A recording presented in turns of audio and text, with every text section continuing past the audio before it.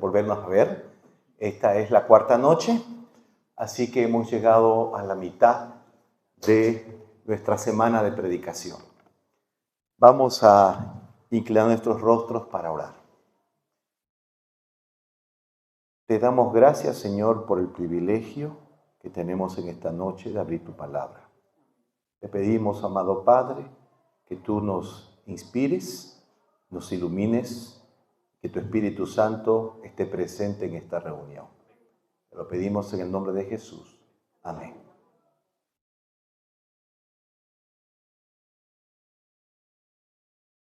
No sé si hay alguna procesión afuera o es mucha gente que está viniendo aquí a la iglesia, porque se escucha un bullicio. No sé si están haciendo fila para entrar. En algunos lugares, en el pasado, cuando los evangelistas argentinos, sobre todo en Sudamérica, hacían campañas en teatros, en cines, había 2 turnos. Y la gente hacía fila para entrar a las conferencias. Me acuerdo aquella primera conferencia el 91. Algunos de ustedes no habían nacido. Yo nací en 97. Entonces, sí. Sí.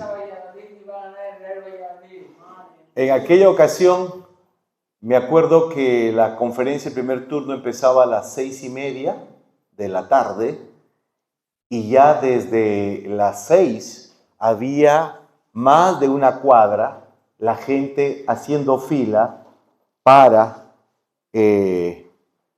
poder entrar a la campaña. Fue algo espectacular eso, haciendo fila para entrar a la conferencia. Bueno, llegará el tiempo, dice la Biblia, que la gente tendrá hambre de la palabra de Dios. Eso está en Amós capítulo 11. Y dice que la gente buscará la palabra de Dios por todas partes y no la hallará. Bueno, vamos en esta noche. Ya tenemos el PowerPoint todavía. Hermano González.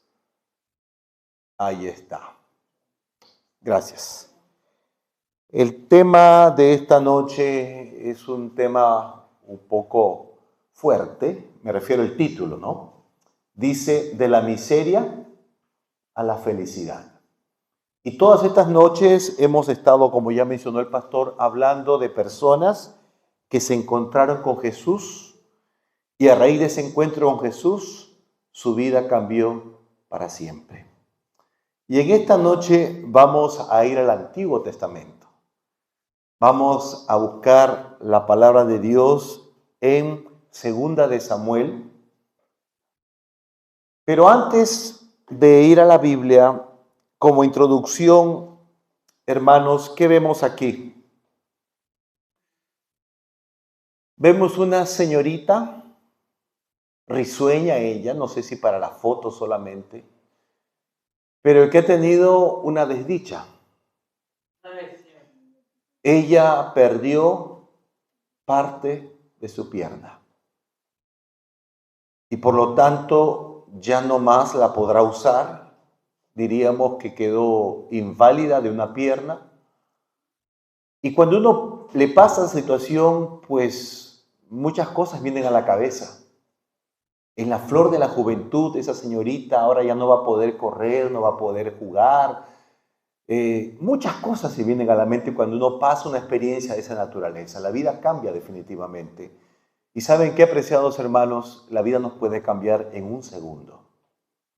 Yo les conté hace unos días atrás que estaba sano y bueno, como dicen en mi tierra, y de repente ayudando a un pastor a retroceder su vehículo en un lugar un poco medio a la orilla de un río, sin darme cuenta cómo él se demoraba en retroceder, sin darme cuenta yo pisé unas hojas que habían caído de los árboles y me resbalé y caí en un pequeño hoyo, y esa caída me significó una doble fractura de mi tobillo.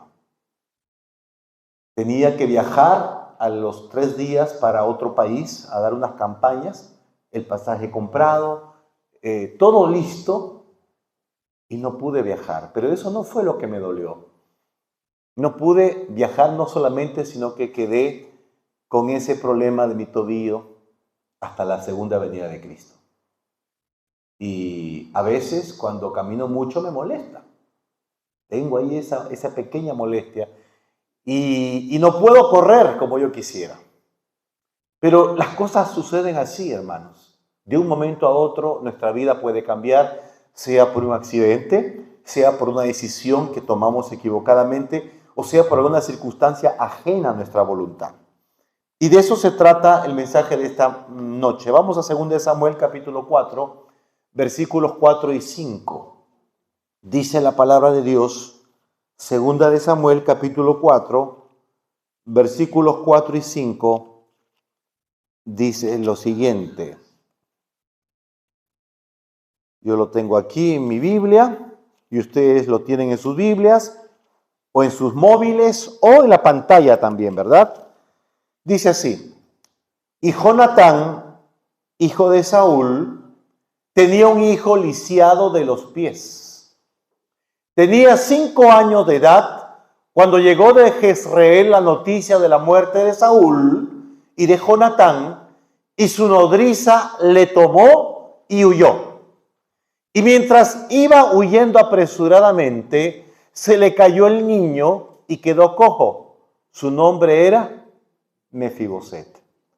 Ustedes deben saber, hermanos, que en la antigüedad, y seguramente aquí en España, no lo sé, cuando un rey era derrotado por otro rey en batalla y entraba al poder ese rey vencedor, este rey se encargaba de eliminar a todos los descendientes del rey derrotado. No sea que uno de sus hijos o de sus nietos, cuando crezca, se rebele o haga un complot para poder derrocar al rey. Esa era la costumbre. Y ustedes lo pueden leer en la Biblia inclusive. Entonces dice la Escritura que cuando Saúl, el primer rey de Israel, y Jonatán, su hijo, murieron en batalla, entonces al llegar las noticias al palacio de que el rey y el príncipe heredero habían muerto, entonces ¿quiénes corrían peligro? Los descendientes. Así que hábilmente la nodriza de Mefiboset, que era hijo de Jonatán, nieto de Saúl, ¿qué hizo? Lo tomó en sus brazos, lo envolvió, me imagino, con alguna cubierta y salió despavorida para tratar de salvar la vida de ese nieto de sangre real. Pero hermanos, pasó lo que nunca debió pasar. En el camino seguramente tropezó con una piedra y tan malamente tropezó que cayó el niño, y el niño en esa caída quedó para siempre cojo. Este niño quedó sin caminar. Me imagino cuánto se habrá lamentado la nodriza de que por su culpa este principito quedó sin poder caminar. Esto es solamente una figura, no fue la figura de Mefiboset, pero es terrible cuando uno queda lisiado de los pies. En aquellos tiempos era incurable.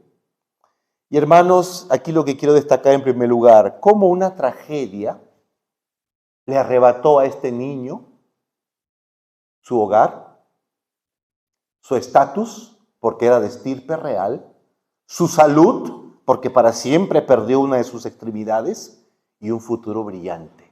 Porque ese niño, apreciados hermanos, nació dentro de una familia real. ¿Para qué? Para convertirse en el futuro rey de Israel cuando tuviese la edad. Pero todos esos sueños, esas aspiraciones y esos planes que él tenía, todo quedó arrebatado de una sola vez. Qué terrible, hermanos.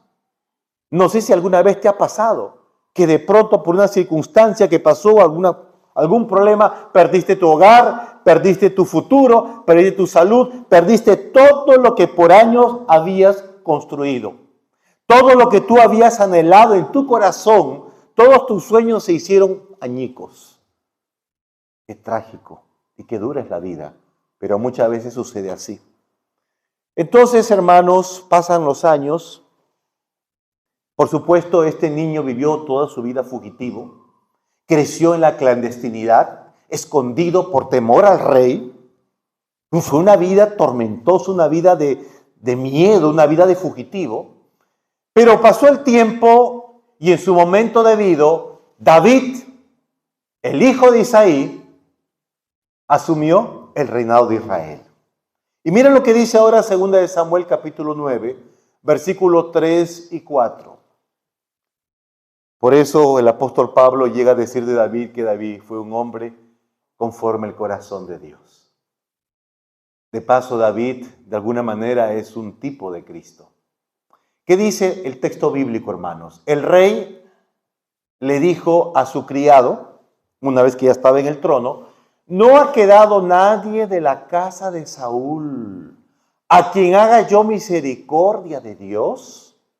Y Siba respondió al rey, aún ha quedado un hijo de Jonatán, lisiado de los pies. Entonces el rey le preguntó, ¿dónde está? Y Siba respondió al rey, he aquí, está en casa de Maquir, hijo de Amiel, en Lodebar. Ustedes saben la amistad que había entre David y Jonatán, ¿cierto? Fueron amigos íntimos. Y aun cuanto Jonatán por derecho le correspondía el reinado después de su padre Saúl, Jonatán, demostrando una grandeza increíble, dijo, no, yo sé que tú vas a reinar en lugar de mi padre. Oiga, cualquiera no hace eso. Si sabes que él te va a quitarte el trono que te corresponde, yo no hubiera hecho eso. Pero esa amistad fue forjada a lo largo de los años. Y al final, hermanos, ustedes saben, cuando Jonatán muere en batalla, David compone un salmo en honor a su amigo Jonatán. Le dice, oh mi amigo, cuán dulce era tu amor y todo lo demás. Bueno, pero ahora que David está en el trono, se acuerda de Jonatán, su gran amigo, su amigo íntimo, y dice, por si acaso no habrá algún sobreviviente de la realeza, de la casa de Jonatán. Y entonces le dicen, sí, mi rey, hay uno. ¿Dónde está? En Lodebar. Y hermanos, para nosotros tal vez Lodebar no signifique nada, pero Lodebar en hebreo, significa lugar desierto, lugar de miseria, lugar de soledad. Ahora, hermanos, esto no lo dice la Biblia, por cierto, pero yo quiero imaginarme cómo fue la vida de este muchacho. Porque este muchacho, como yo dije hace un ratito, él cada día, me imagino que cuando era niño no se da cuenta, pero cuando ya él tiene uso de razón y cuando él va creciendo, él se da cuenta y pregunta que por qué está así lisiado, me imagino que tuvo que haber sabido. Y es más, él vivía constantemente escondiéndose. Quiero imaginarme ese niño, como todo niño que quiere jugar, que quiere saltar, que quiere brincar, y de repente ve a los niños allí en la plaza, en el barrio, jugando como todo niño, y él no pudiendo hacerlo. Pero es más, hermanos, él vivía escondido. Me hace acordar en este momento a un personaje que yo aprendí aquí en Valladolid, la famosa Juana, ¿verdad? La reina Juana I, creo que es. Juana I, pero le dicen otra cosa, ¿verdad? Ya no voy a mencionar eso porque ustedes lo saben perfectamente. Esa reina fue recluida el resto de su vida a un castillo que ahora conocimos allá en Tordesillas, ¿verdad? Ya estoy conociendo de España.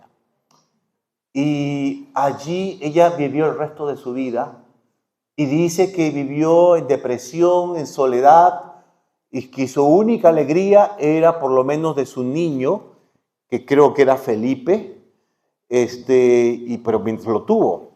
Pero este muchacho llegó a ser adulto y él vivía recluido. ¿Por qué? Porque si se enteraban que estaba vivo todavía un descendiente de Saúl, Lo mataban. Así que la vida de este hombre, apreciados hermanos, fue una vida no solo solitaria, no solo de tristeza, de aislamiento, fue una vida miserable. Y así como este muchacho, quiero hacer una aplicación homilética para los que entienden de teología. Así como este vivió en Lodebar, en esa tierra abandonada, esa tierra de miseria, esa tierra reseca, quiero decirles en esta noche, apreciados amigos, que el pecado destruye el proyecto de Dios.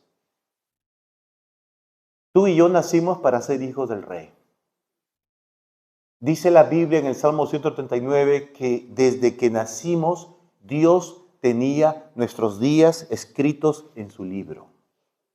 Y así como nosotros los padres, cuando nuestro primer hijo, nuestros hijos nacen, uno prepara el nacimiento, uno hace planes, se ilusiona y uno se prepara y uno aspira a darle lo mejor a sus hijos.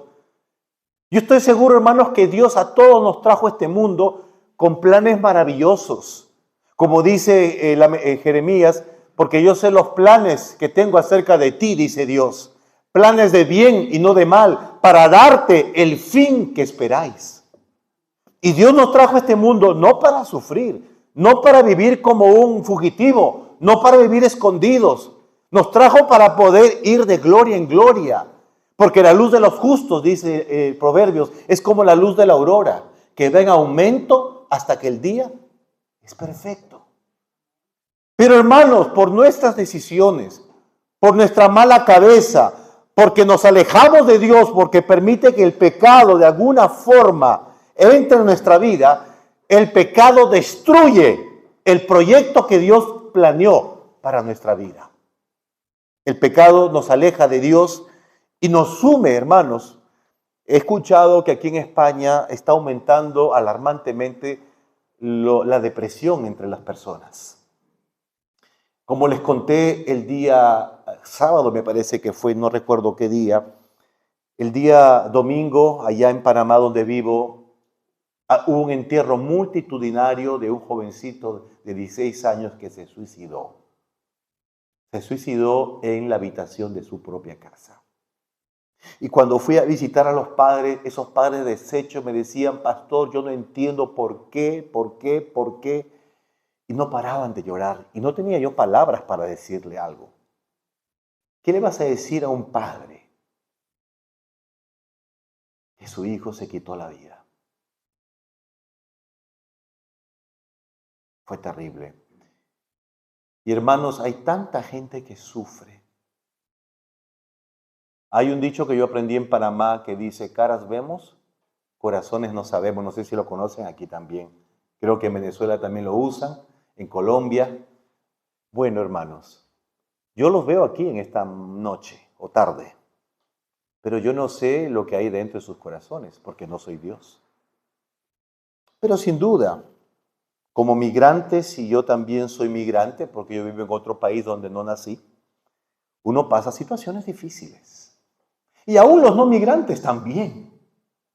Uno pasa necesidades, peripecias, sufrimientos que solo Dios y cada uno de nosotros conoce.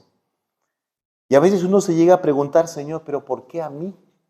¿Por qué me pasan estas cosas a mí, Señor? ¿Por qué? Si yo trato de servirte, yo trato de hacer las cosas bien, yo trato de hacer tu voluntad, pero como que cada vez que uno quiere hacer las cosas bien, de repente viene algo que nos saca fuera de base. Situaciones terribles, hermanos. ¿Qué ven en esta imagen?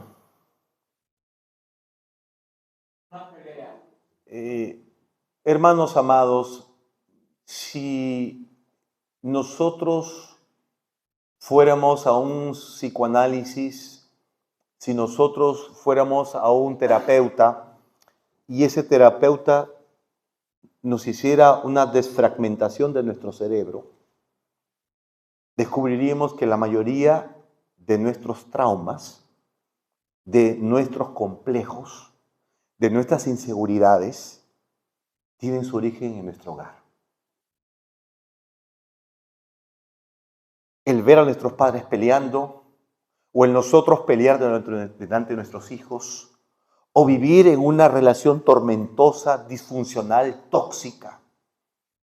no solamente nos daña a nosotros, los principales afectados son nuestros hijos.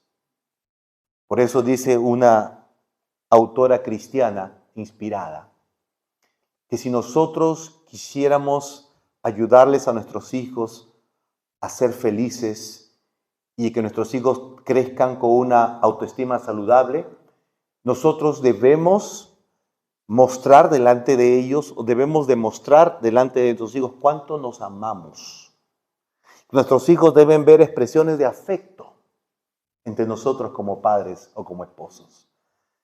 Y muchas veces esto es una realidad que, como dice un dicho, por afuera flores y por adentro temblores. Ante la iglesia aparentamos que todo está bien, que todo es una belleza, pero en el interior de nuestras cuatro paredes la realidad no es como el oro, o como he dicho, todo lo que brilla no es oro.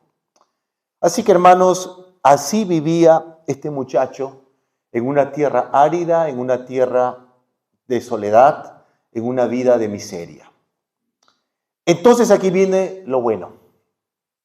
Dice el versículo 5 y 6, entonces envió el rey David y le trajo de la casa de Maquir, hijo de Amiel, de Lodebar, y vino Mefiboset, hijo de Jonatán, hijo de Saúl, a David, y se postró sobre su rostro e hizo reverencia. Y dijo David, Mefiboset, y él respondió, he aquí tu siervo. Hermanos amados, ustedes saben que los reyes eran casi omnipotentes y la voluntad del rey se cumplía a rajatabla. Y perfectamente David como rey tenía toda la autoridad para mandar matar a ese muchacho. Y Mefiboset sabía que el ser llevado al palacio del rey, después de muchos años, aunque hubiera sido amigo de Jonatán en el pasado, 30 años atrás, las cosas cambian con el tiempo, ustedes saben. Uno puede ser un amigo en la juventud de alguien, pero ya después en la edad adulta, de repente esa amistad ya no sigue. Y Mefiboset tenía mucho miedo. Él decía, mi vida corre peligro, voy a morir seguramente. Me llama para poder vengarse porque mi abuelo fue muy malo con David. Mi abuelo fue terrible con David. Y entonces por eso dice la Biblia que hizo reverencia, se postró hasta el suelo y dijo, he aquí tu siervo. Y yo imagino que estaría temblando. Esa es una fotografía solamente, pero que de alguna manera refleja lo que acabamos de leer en la Escritura. El miedo, la angustia, la incertidumbre. Pero aquí viene el mensaje central de esta tarde, hermanos, que dice 2 Samuel capítulo 9, versículo 7.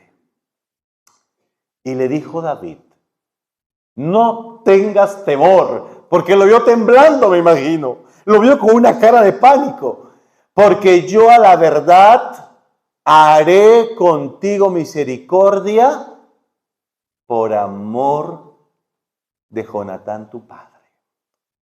Y te devolveré todas las tierras de Saúl tu padre, o mejor dicho, tu abuelo. Y tú comerás siempre a mi mesa. Oigan, hermanos, este pasaje para mí es maravilloso. Para mí esto es el evangelio, es oro en polvo. Porque aquí que estamos viendo, hermanos, que este hombre de una vida miserable, de angustia, que vivió toda su vida, ya era un hombre adulto, ya tenía un hijo llamado Micaía, posiblemente estaría en los 40, posiblemente. Él que esperaba recibir la muerte, de pronto David le da 3 buenas nuevas. ¿Cuáles son esas 3 buenas nuevas? La primera, no porque tú lo merezcas, no porque tú seas digno, sino por tu padre, por amor a tu padre, que fue mi amigo íntimo, yo voy a tener misericordia de ti. Y como dicen en Brasil, dicen misericordia. ¿Você se lembra? ¿Ah? Misericordia. Esa es una frase muy común en Brasil. Hermanos, Mefiboset recibe misericordia, y si es misericordia, es inmerecida. Segundo lugar, ¿qué recibe Mefiboset?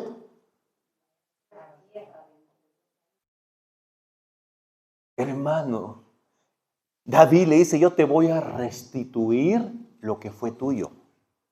Porque claro, por ser de la sangre real, él iba a recibir lo que había sido arrebatado. Le está haciendo una restitución. Y en tercer lugar, y ahora David está haciendo una provisión para siempre. Porque dice, yo tendré misericordia de ti, yo te voy a restituir lo que perdiste, y ¿qué más? Yo voy a proveer para ti el resto de tu vida. Y hermanos, aquí yo veo qué Dios maravilloso en que nosotros creemos. Porque si Dios nos tratara como nosotros merecemos, ¿qué sería de nuestra vida, hermanos? Si Dios fuera un policía de tránsito que está detrás de un letrero, o como las cámaras que ahora aquí hay en Valladolid, que apenas tú pasas 1 kilómetro de la velocidad límite de una vez, ¿sí o no? Y que a veces a uno le quita la paz o la libertad. Dios, hermanos, si nos tratara a la primera infracción, a la primera falta que cometemos, de una vez nos cae toda la multa de 1.000 euros, o no sé cuántos euros. Nuestra vida sería una vida terrible. Pero Dios, dice el texto, me parece que es de Oseas, que Dios como tú, que perdona el pecado y olvida la maldad. Miqueas, no retuvo para siempre su enojo porque se deleita en perdonar. Y hermanos, si no fuera por la misericordia de Dios, ¿qué sería de mí? ¿Dónde estaría yo si no hubiese sido por su gracia y su misericordia infinita? Y yo puedo testificar que Dios ha sido demasiado, infinitamente misericordioso conmigo. La misericordia de Dios es algo que me motiva. En segundo lugar, te devolveré todas las tierras de tu padre. Como ya mencioné, puede ser que el pecado haya arrebatado la dignidad de un ser humano. El pecado puede haberte destruido tu autoestima, el pecado puede haber destruido tus sueños, tus planes como toda persona, pero Dios dice, yo te voy a devolver, yo te voy a restituir. ¿Se acuerdan la historia de Job? Job perdió todo, pero Dios le devolvió, Dios le restituyó, porque así es Dios, es un Dios maravilloso. Y en tercer lugar, como ya mencioné, comerás siempre a la mesa del rey. No significa que siempre iba a comer con el rey, porque él no era el hijo del rey, ya no. Pero cuando dice comerás siempre a la mesa del rey, ¿qué significa? Que la provisión de su alimentación, el resto de su vida, iba a estar a cargo ¿de quién? Del tesoro del rey. El rey iba a proveer, nunca más iba a pasar hambre. Nunca más iba a pasar necesidades, nunca más, porque el rey iba a encargarse de que él, su hijo, y aún Siba y sus 15 hijos comiesen siempre. Y los más apetitosos manjares, porque cuando Dios provee, hermanos, Dios provee en abundancia. Dios da y aún más allá de lo que nosotros le pedimos. ¿Y cómo termina esta historia, apreciados hermanos? Y moraba Mefiboset en Jerusalén porque comía siempre a la mesa del rey. Y estaba lisiado. Miren, no perdió su condición de limitación humana. Pero ahora, ¿cuál era la diferencia? Él seguía con la cojera o seguía con eso, él seguía. Físicamente no cambió. ¿Pero qué cambió, hermanos?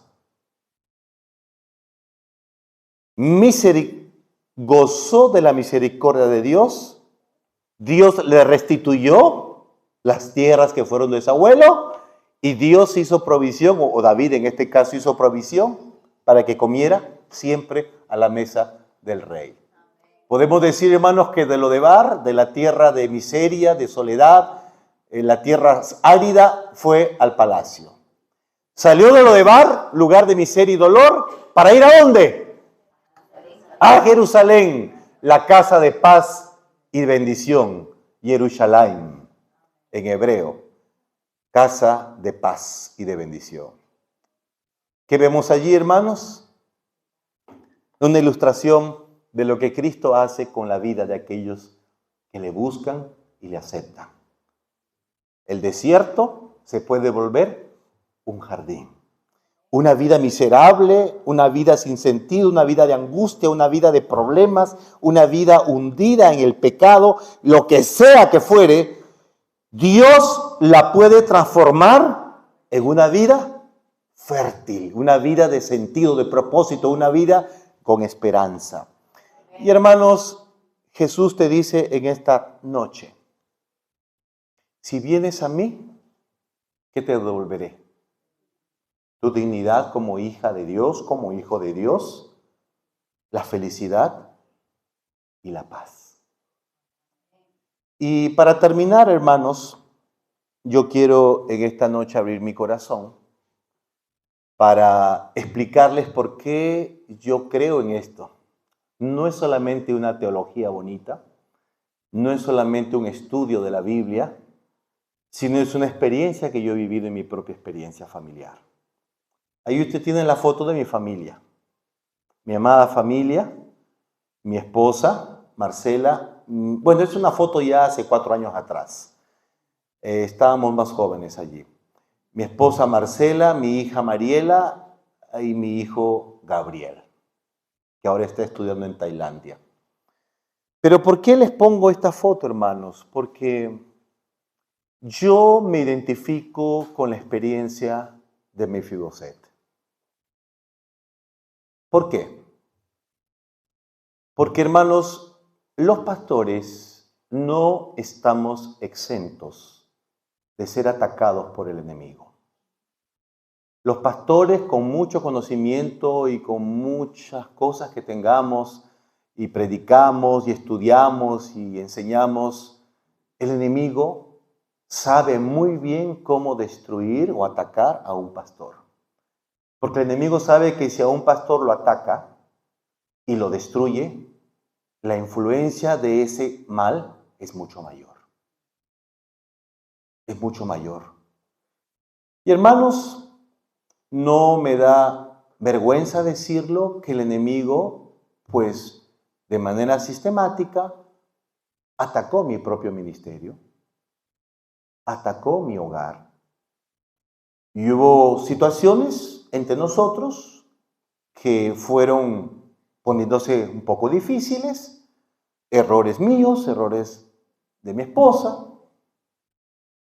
Y entonces, un buen año, hace muchos años atrás, no estoy hablando de ahora reciente por si acaso, hace muchos años atrás, mi esposa es de Chile, yo soy de Perú, yo trabajaba en el Perú, mi esposa en Chile, mi esposa era de Chile, pero un año la situación se volvió tan difícil que ella en las vacaciones se fue donde sus padres y no quiso regresar más. ¿Están entendiendo lo que estoy diciendo? No quiso regresar más. Y hermanos, frente a esta situación, a mí no me quedó otra cosa, pues yo estoy pastoreando, mi esposa no quiere venir, yo no voy a seguir como pastor así. No hubo problemas de adulterio, por si acaso, por si estáis pensando en esa situación. Fue un problema de otra índole, diferencias o incompatibilidades a veces de caracteres. Hubo otras cosas. También nos descontaban mucho el salario en esos años, en Perú estoy hablando. A veces había meses que recibíamos, por decir, 50 euros de salario, 100 euros, porque todos los materiales que nos daban, cursos bíblicos, revistas, materiales misioneros, si yo no los cobraba a la iglesia, yo los pagaba. Fueron años difíciles. Todo eso contribuyó.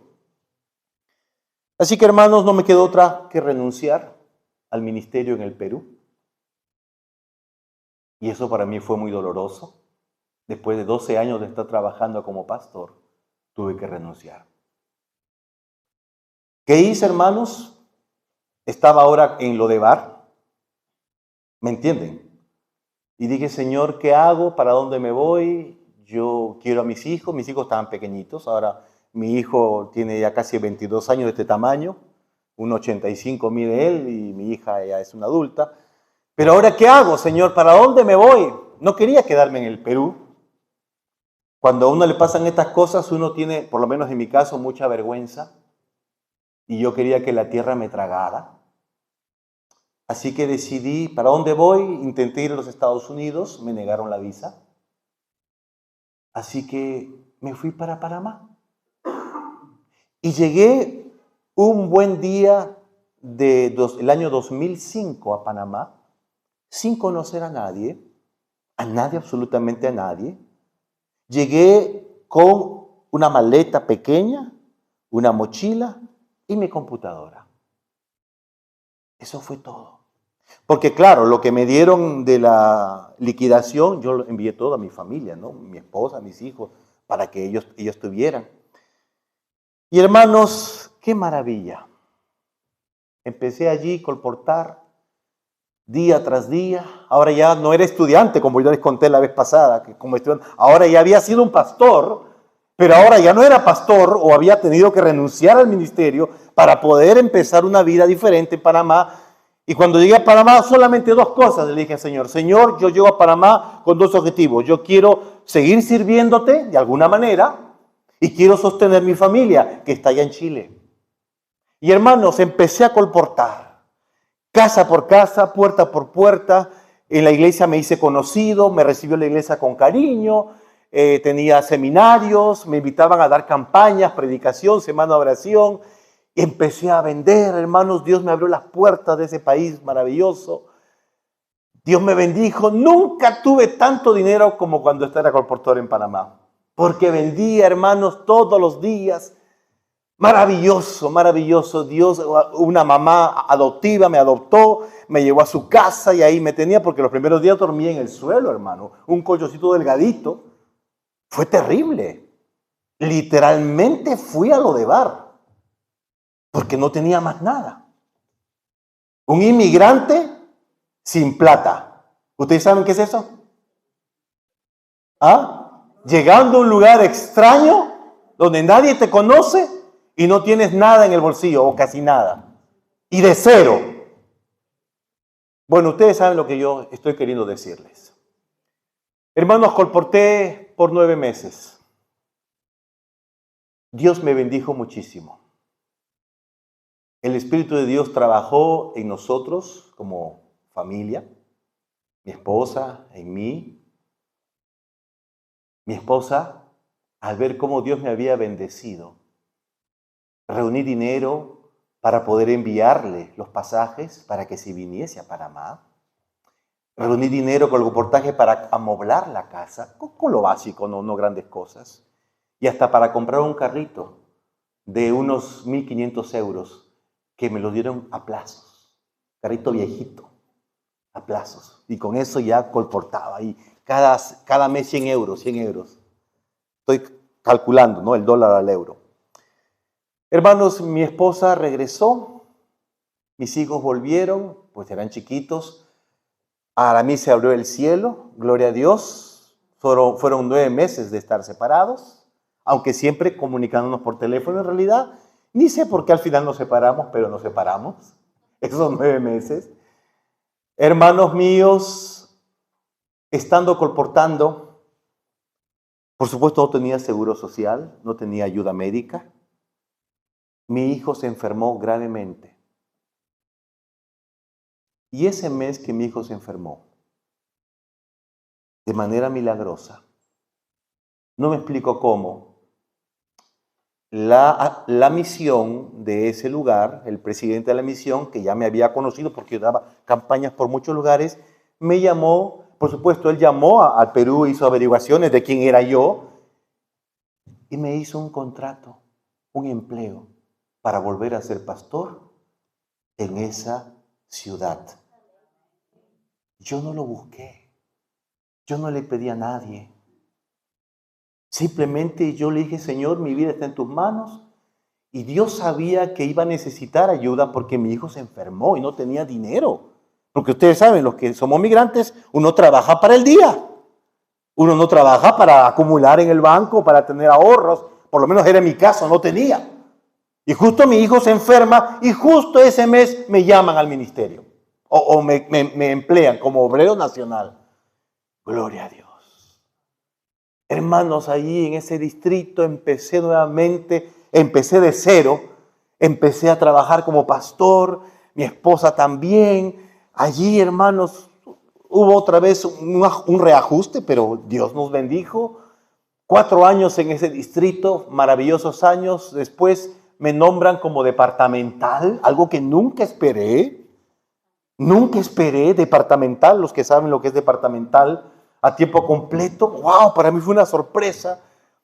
Ya departamental, gracias a Dios pudimos comprar nuestra casita, o sea, a plazos, una casa propia que nunca la tuve en Perú. Una casa propia, la debemos, nos faltan como 19 años para pagarla. Pero Cristo viene antes, no me preocupo por eso. Amén. Una casita propia, mis hijos estudiaron en el colegio adventista. Después mi hija decidió ir a estudiar al Brasil, a UNASP, Ingeniero Coelho, y fue allá, la iglesia me ayudó para yo poder pagar los estudios de mi hija allá en Brasil.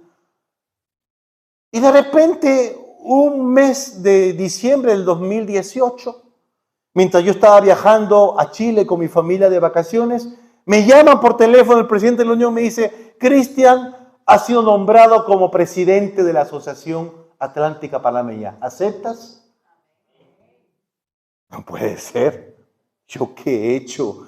¿Qué merezco? ¿Qué cosa yo para poder ser presidente? Hermanos, me agarró fuera de base, me agarró frío. Y ahora en este mes de diciembre del año pasado pasó el Congreso, la sesión, y me eligieron otra vez por 4 años más. Y de repente un buen día, hace un mes atrás, mes y medio, me llaman de la Radio Mundial Adventista de Estados Unidos y me dicen, Cristian, ¿quieres ir a España? ¿Yo? ¿Pero por qué? No, es que hay una campaña allí de pastores y tú si quieres ir, acepta. Ah, bueno, ya voy.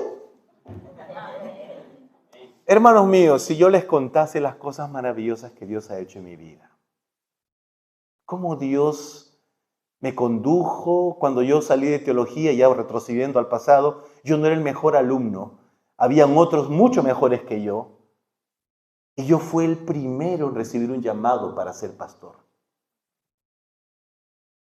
Hermanos, la misericordia de Dios es infinita para conmigo. Yo no tengo cómo pagarle lo que Dios ha hecho en mi vida.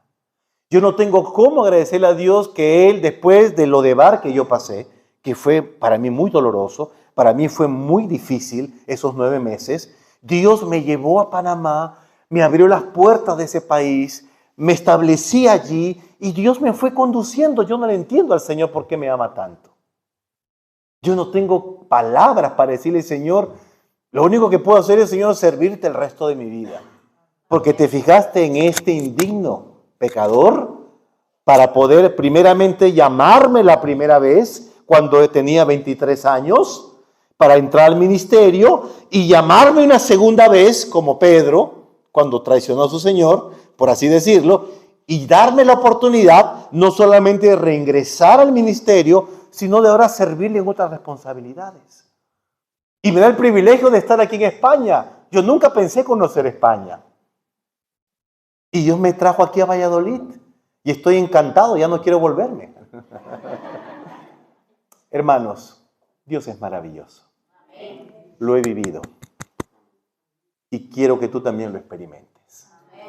Dios no tengo palabras para alabar el nombre de Dios y para agradecer lo que Dios hace cuando nosotros nos rendimos a Él, reconocemos nuestras faltas, le pedimos misericordia y Dios cumple. Dios responde. Dios me da, provee mucho más allá de lo que nosotros necesitamos a veces. Por eso en esta noche yo quiero terminar mi mensaje invitando a aquellos que de alguna manera se han sentido identificados con lo que hemos hablado en esta tarde. Y aquellos que quisieran en esta noche decirle, Señor, si tal vez yo estoy viviendo en Lodebar, yo quiero ir a Jerusalén. Si estoy viviendo no como tú quieres que yo viva, Señor, dame la oportunidad para poder experimentar tu misericordia, para que Dios nos restituya nuestra dignidad y para que Dios provea para nuestras necesidades. Amén. ¿Hay alguno que quisiera hacerlo en esta noche o esta tarde y quisiera manifestar su deseo poniéndose de pie? Alguien que quiere en esta noche decirle, Señor, yo quiero experimentar a ese Dios maravilloso que hace milagros en la vida de sus hijos. Ese Dios que cumple. Que aunque a veces, como dice el Salmo, dice, a veces pareciera que el Señor se enoja con nosotros, pero su misericordia dura toda la vida, dice la Biblia. Salmo 35. Dice, por la noche durará el lloro, pero a la mañana siguiente vendrá la alegría. Así dice el salmista.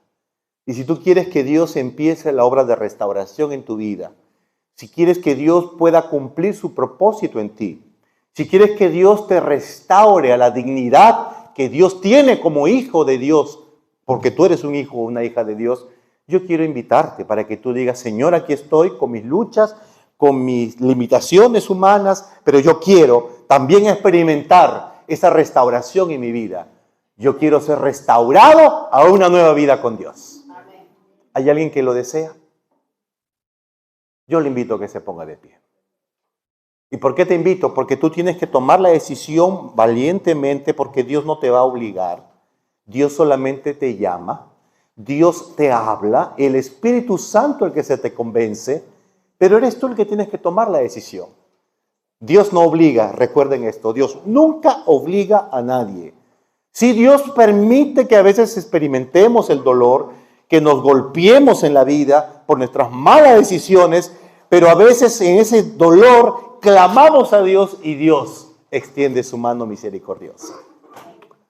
Así que yo quiero orar en esta noche por aquellos que aún no son miembros de la iglesia, pero quieren venir aquí adelante para decirle, Señor, yo quiero conocerte más. Yo quiero tener una experiencia más profunda con Dios. Y yo necesito un encuentro, una restauración para mi vida. Si hay alguien que lo desea hacer, yo le invito a que venga aquí adelante porque quiero orar. Y Dios te bendiga, Héctor. Y Dios te bendiga. Amén. ¿Hay alguien más que desea hacerlo? Yo le invito que tenga el valor de venir aquí adelante para orar. Ese Dios que a mí me restauró, también te puede restaurar a ti. Ese Dios que restauró mi hogar, puede restaurar tu hogar también. Ese Dios que tuvo misericordia de mí, también tendrá misericordia de ti. Ese Dios maravilloso que hace cosas increíbles, también las puede hacer en tu vida, ¿o no? ¿De qué depende? Dios está dispuesto. Depende de que tú le permitas a Dios. Le des el permiso para que Él actúe en tu vida. Porque Jesús dice, el que a mí viene, yo no lo echo fuera. Jesús dice, venid a mí los que estáis trabajados y cargados, que yo os haré descansar. Por eso Jesús dice, ven a mí. Porque solo Él puede arreglar tu vida. Nadie más lo puede hacer. Nadie más. El Señor arregló mi vida. Restauró mi ministerio. Lo creo porque lo viví. ¿Hay alguien más que desea pasar aquí adelante para orar? Por él o por ella. Por lo menos uno más que tenga el deseo de pasar para orar. Dios conoce su corazón. Dios conoce su decisión. El Espíritu tal vez allí está luchando, pero ven adelante. Que Dios te bendiga. Yair Junior, perdón. Que Dios te bendiga, Junior. Alabado sea el nombre de Dios. Deus te abençoe. Filho de Deus. Okay. ¿Alguien más desea pasar? Aparte de Junior y de Héctor. Miren que los varones son más más receptivos, ¿ah? Los varones son más receptivos. Bueno, allá en Sudamérica generalmente son las damas. Pero bueno, así ocurre. ¿Alguna dama quisiera venir aquí adelante para orar y presentar su nombre delante de Dios? Por lo menos una dama más. Y quisiera pasar aquí y decirle, Señor, necesito que tú sigas haciendo una obra en mi vida. Quiero que me restaures. Necesito tu poder en mi vida. Necesito tu ayuda. Cuando Dios ve un corazón que lo busca, oh hermanos, yo dije hace unos días, si hay algo que Dios responde inmediatamente, es cuando uno clama a Dios por ayuda. Cuando Pedro se estaba hundiendo en el mar, él clamó, Señor, sálvame, y Dios extendió de una vez la mano para poder salvarlo. Así que en esta noche yo pregunto si habrá alguna dama o un caballero también que quisiera venir aquí adelante y decirle, Señor, necesito que tú ayudes, que tú restaures mi vida, que tú hagas tu obra en mí, porque solo no lo voy a lograr, solo no voy a poder jamás, de ninguna manera. Así que si hay alguna señorita, alguna dama, algún joven o un niño, no sé si habrá niños en esta noche, pero Jesús dice, dejad a los niños venir a mí y no se los impidáis. Pues si hay alguien que quiera venir, venga, no tenga temor, que el Señor está aquí. Yo soy un pecador, tú puedes dudar de lo que yo te diga, pero no puedes dudar de la obra que hizo Dios en Mefiboset. Dios actuó en Mefiboset, Dios actuó en mi vida también y lo puede hacer en la tuya. ¿Alguien más que quiera venir? ¿O ya puedo orar? ¿Podemos orar? ¿O falta alguien todavía? Sí, yo sé que a veces uno tiene dudas, tiene temor, le da vergüenza. Es humano eso. Pero Dios tiene más poder. Dios tiene más victoria. Aquí tenemos a nuestra hermana Sol Soles. Que Dios le bendiga, mi hermana. No mordemos, ¿eh? No mordemos. Ok, gracias. Vamos a orar. Oremos, Héctor. Gracias te damos, Señor, porque en esta noche podemos experimentar el milagro de la restauración en nuestras vidas. Señor, así como tú restauraste la vida de Mefiboset, así como tú hiciste milagros, Señor, en mi propia familia, también te pido, Señor, que hagas milagros en la vida de Héctor, Junior y Sol Soles. Pero también, Señor, en la vida de aquellos que por alguna razón no pasaron, pero tú sabes, Señor, que te necesitan. Tú sabes, Padre, que anhelan una vida nueva de lo alto. Tú sabes, Señor, que solo por tu gracia, por tu poder, por tu misericordia, ellos y ellas podrán alcanzar la vida plena que tú diste a todo aquel que cree en tu nombre. Señor, restáuranos a todos como iglesia, a los que ya te conocemos, a los que somos miembros de esta congregación, pero ayúdanos, Señor, para que nuestra vida pueda testificar cada día del poder, la gracia y la misericordia del Señor. Todo esto te lo pedimos y agradecemos en el nombre de Jesús. Amén. Gracias, que Dios les bendiga.